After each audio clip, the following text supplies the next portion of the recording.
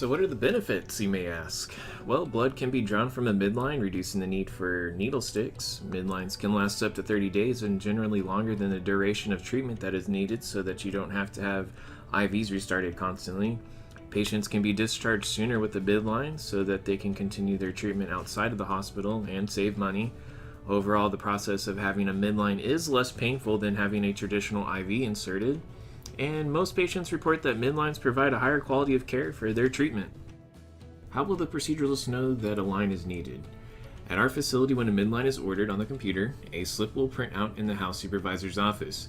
They will notify the entire vascular team of the need for a line.